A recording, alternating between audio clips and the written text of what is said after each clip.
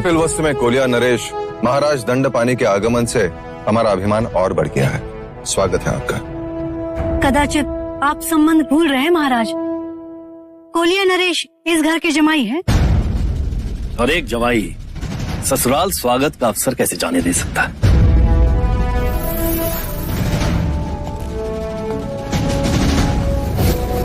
महाराज दंडपानी जमाई होने का लाभ उठा रहे हैं, आपसे अपने चरण धुलवाना चाहते हैं।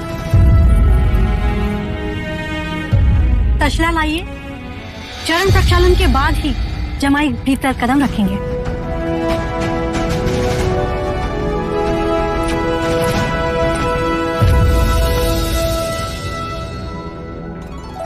चरण तसले में रखिए भैया। ये तुम क्या कर रही हो प्रजा?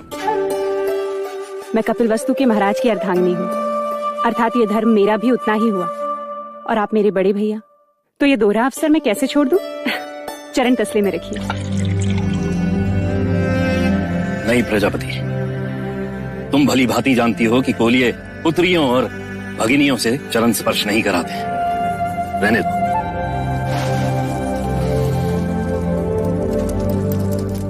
कपिल वस्तु में आपका स्वागत है भैया। स्वागत है आपका।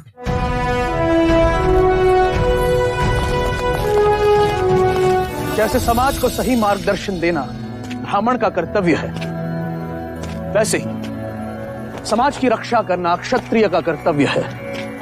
और क्षत्रिय बिना शस्त्र के अधूरा है।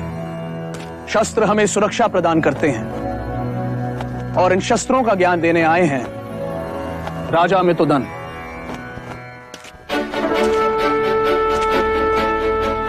आज हम धनुर्विद्या सीखेंगे। ये कमान है, इसे प्रत्यंचा कहते हैं, और ये है तीर। इस तीर को इस कमान पर रख लक्ष्य निश्चित कर इस तरफ प्रत्यंचा को खींच छोड़ते हैं। ये तो सरल है, इससे तो उड़ते पक्षी भी गिर सकते हैं।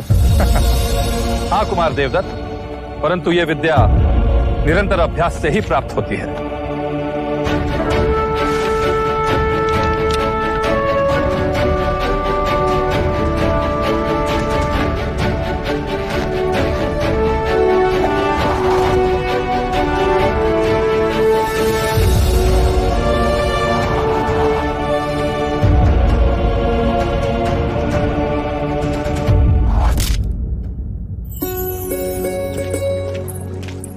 देवदत्त की तरह शस्त्रों का अभ्यास क्यों नहीं करते?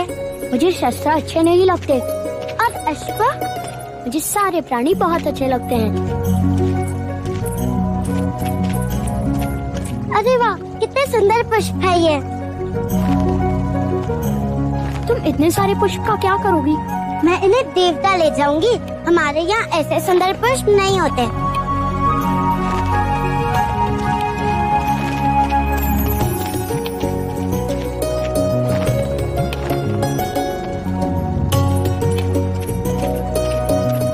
ये लीजिए।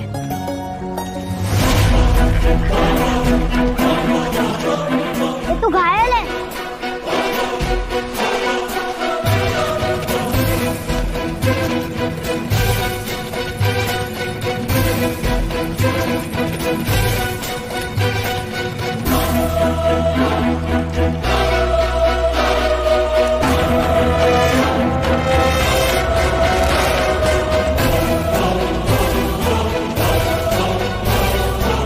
देखा सिद्धार्थ, मैंने उड़ते पक्षी को मार गिराया। ले लो, मैं राजा मितुदन को दिखाऊंगा।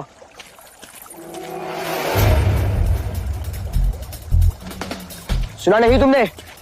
ये मेरा आखेट है। इसे मैंने बचाया है। ये पक्षी मेरा है। तुम अपने ज्येष्ठा का अपमान कर रहे हो सिद्धार्थ। मैं अपना कर्तव्य कर रहा हूँ ज्येष्ठा। आखेट क्षत्रिय गुण है। और रक्षा क्षत्रियों का कर्तव्य। यदि तुमने मुझे यह पक्षी नहीं लौटाया तो अच्छा न होगा। नहीं देगा वो आपको। क्या कर लोगे? मैं इसी घड़ी न्याय सभा में जाकर महाराज से याचना करूंगा। हाँ, जाओ। मैं महाराज के आदेश की प्रतीक्षा करूंगा।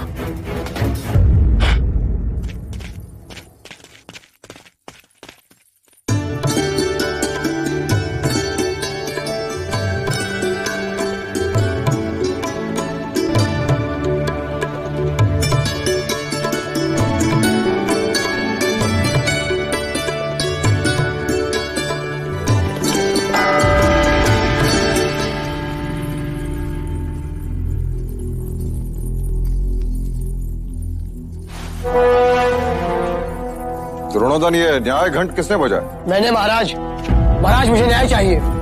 देवदत्त, क्या बात है देवदत्त, तुम इतने क्रोधित क्यों हो? आप ही बताइए महाराज। मैंने तीर चलाया, एक पक्षी का आखेट किया, तो उस पर किसका अधिकार हुआ? ये तो उजाले में परछाई जैसी सरल बात हुई। जिसका तीर आखेट उसी का। महाराज, आखेट मैंने किया, पर युवराज सिद्धार्थ ने वो पक्षी मुझसे छीन लिया। मुझे अपना अधिकार चाहिए।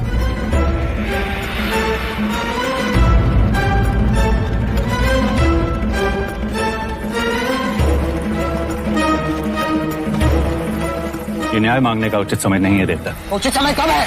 न्याय के लिए न्याय सभा होती है। अब जाओ यहाँ से। क्रोधित क्यों होते हो अनुज? बच्चों की हठ और जिज्ञासा दोनों पर ही ध्यान देना चाहिए। क्यों महाराज शुद्धोदन, उचित कहा ना? आप जैसे गुणीजन अनुचित कैसे कह सकते? जब देवदत्त ने न्याय घंट बजा ही दिया है तो उसे न्याय भी अवश्य मिलना चाहिए। महाराज, महादेवी अचानक अस्वस्थ हो गई है।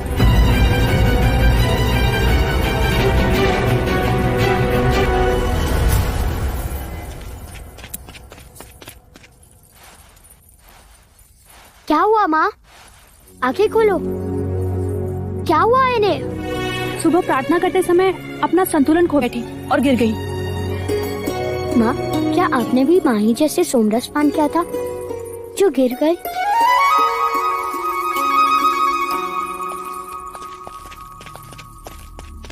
क्या हुआ प्रजा?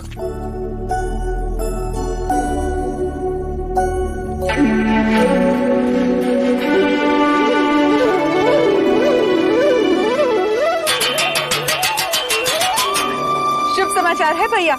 इस बुआ को एक और अवसर मिलेगा नामकरण संस्कार में आने का। महादेवी माँ बनने वाली है। बधाई हो प्रजापति, बधाई हो महाराज शुद्धोदन, बधाई हो। बधाई हो भाई महाराज। अनुज, कुल गुरु से शुभ मुहूर्त निकालकर ये समाचार कपिल वस्तु में पहुंचा दो। उत्सव का आगमन होने वाला है, कोई कमी नहीं होनी चाहिए। हाँ महाराज, अब कपिल वस्तु को कोई चिंता ही नहीं रही।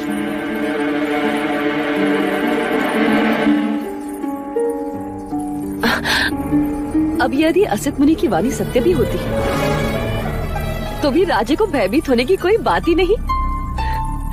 नया उत्तराधिकारी जो आने वाला है। क्यों महादेवी, है ना?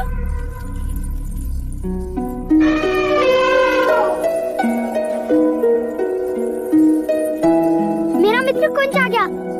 चलिए मैं आपको उससे मिलवाता हूँ। अरे अभिनंदन।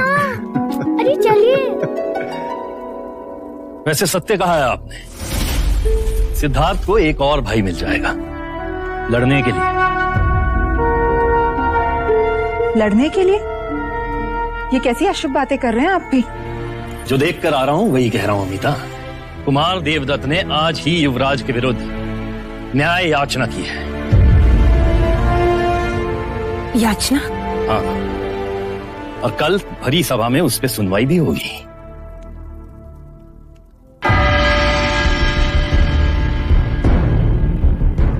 कहो कुमार देवदत्त, आप दरबार से क्या न्याय चाहते हैं? महाराज, मैंने पक्षी का आखेट किया, वो पक्षी मेरा हुआ।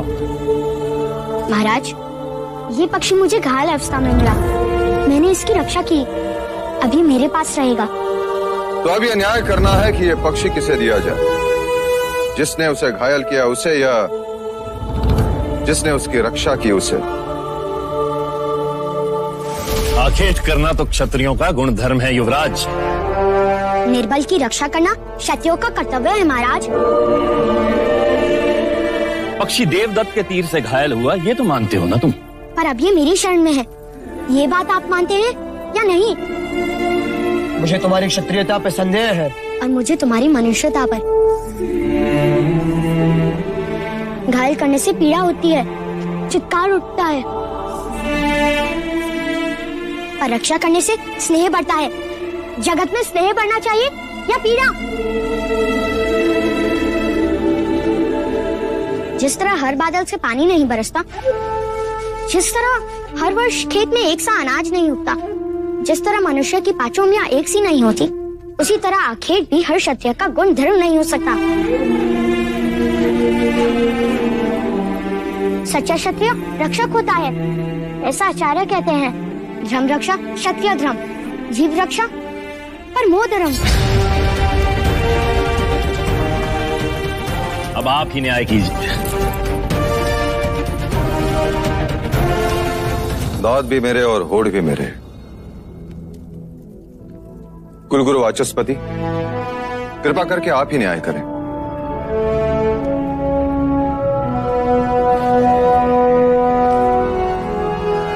राजन, प्रश्न यह है कि इस पक्षी पर अधिकार किसका है? एक ने क्षत्रिय गुण धर्म दिखाए और एक ने क्षत्रिय धर्म। मैं भी असमर्थ हूं राजन। अब ये न्याय तो स्वयं पक्षी ही कर सकता है।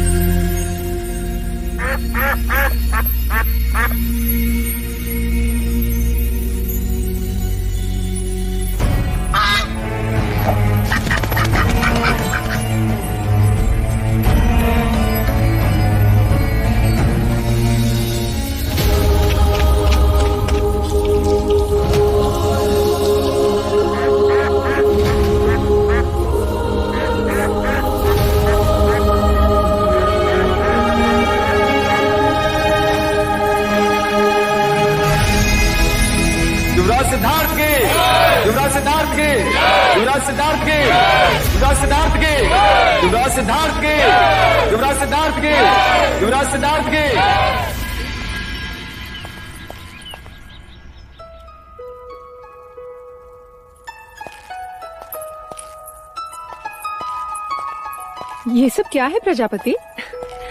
मायके से जा रही हो मिता दीदी, इतना प्रेम तो साथ जाएगा ही जाएगा। मैं तो कहती हूँ इस बार तुम भी हमारे साथ देवदा चली चलो। वर्षों से तुम नहीं आई हो वहाँ। बस एक बार युवराज बड़े हो जाए, फिर निश्चिंत होकर आ जा सकूंगी। इतने सारे केले देवदा तक जाएगा ये। इसे भूख लगे और रास्ते में कुछ ना मिले तो मित्र होने के नाते मेरा भी तो कर्तव्य है कि मैं इसका ध्यान रखूं। मैं भी तो तुम्हारी मित्र हूँ, तुम मेरे लिए कुछ नहीं लाए?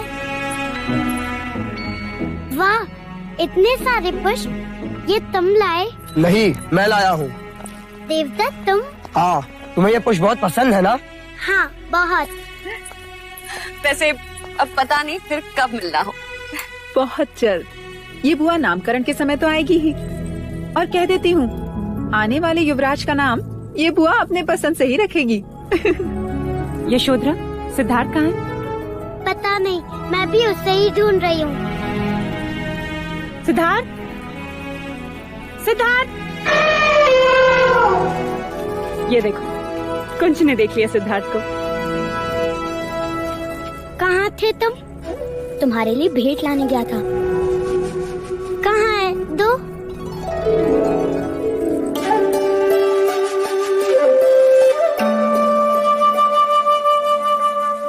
ये क्या है? एक जंगल है। ये तो बीज है। ये कोई भेंट करने की चीज है? हमारे आचार्य कहते हैं हर आंख में कई सपने होते हैं। हर आंसू में एक समुद्र होता है। हर तलवार में एक सीना छुपी होती है।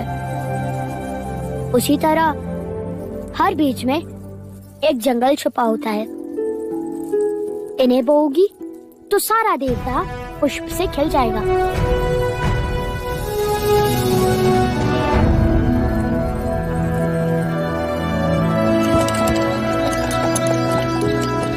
तुम्हारी याद आएगी। याद आने से स्नेह बढ़ता है। जगत में स्नेह बढ़ना चाहिए, ऐसा आचार्य कहते हैं।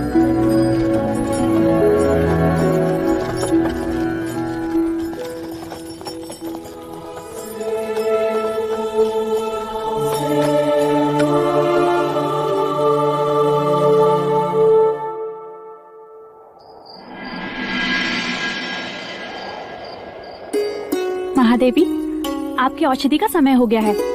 लौशिका, औषधि बाद में, पहले तू तेल लगा। ठीक है।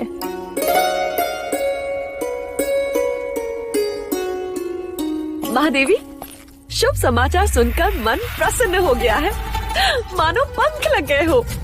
हट। ऐसा लग रहा है जैसे मैं हवा के साथ दौड़ रही हूँ। परसों बाद इस परिषद में लोरियां गूंजेगी, किलकारियां सुनाई देगी, है ना? हाँ। पर एक बात समझ में नहीं आई महादेवी। वो क्या मंगला दीदी? जरा वहां तो देखो, उस कोने में वो मूर्ति। वो राम की मूर्ति महादेवी माया लाई थी। अच्छा। अब जरा वहां तो देखो, वो कोने में वो कृष्ण की मूर्ति मैं लाई थी। अब जरा दोनों मूर्ति को एक ही समय एक साथ देखो तो।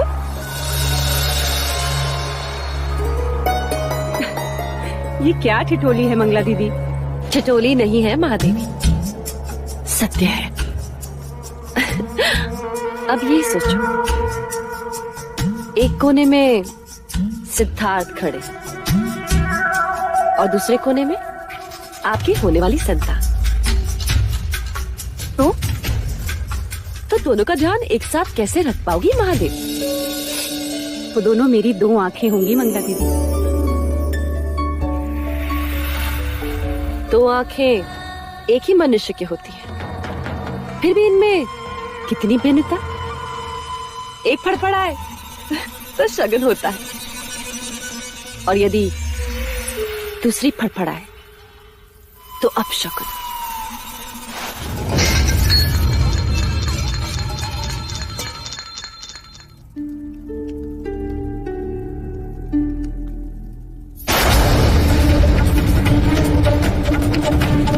केवल सिद्धार्थ को देखोगे तो अपनी संतान के साथ अन्याय करोगे, और केवल अपनी संतान को देखोगे महाराज को दुख पहुंचाओ। राजा, मुझे वचन दे कि तू मेरे सिद्धार्थ को उसकी सगी मां बनकर पालेगी।